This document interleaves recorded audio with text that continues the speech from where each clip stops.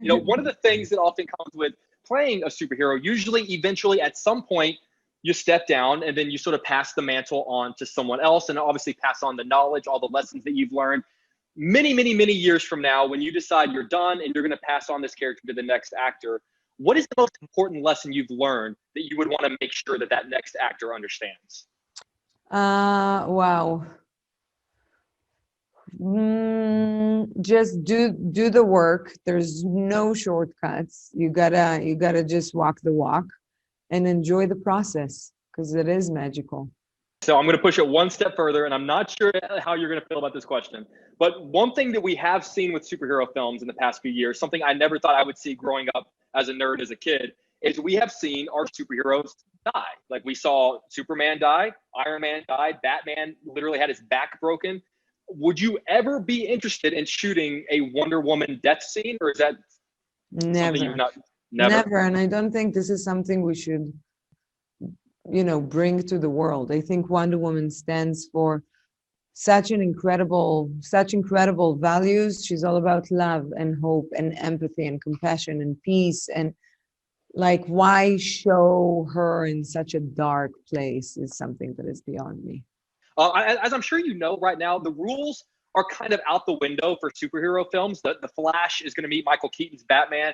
One Spider-Man is going to meet another Spider-Man. Our heroes can meet any heroes from any other franchises played by any other actors. So with that in mind, if Wonder Woman could meet any other hero or villain from any other superhero era or franchise or sequel, which one would you be most curious to see her go toe-to-toe with?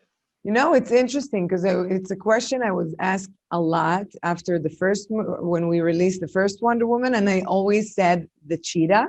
And now that I got to play with the cheetah and it was so delightful, it's hard to let go of her. But I don't know, it's hard to just pick one. And I'm afraid I'm going to get myself in trouble. I would say I'll stick to the cheetah. Would you be interested, since the Flash gets to meet Michael Keaton's Batman, would you like to meet Michael Keaton's Batman?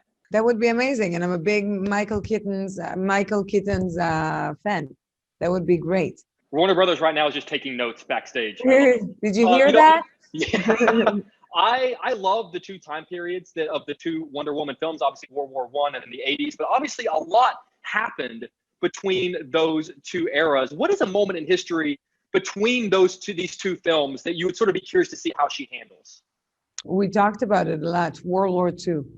And this was actually something that after bringing this up, we decided to implant a photograph that we shot specially for the movie that was taken essentially from World War II. I cannot tell you how much I love this movie, and I think you in this role is some of the greatest casting that we've seen in decades. So thank you so much for just giving us everything we need right now. Thank you very much. Good to see you. Thank you. You too. All right, bye, guys.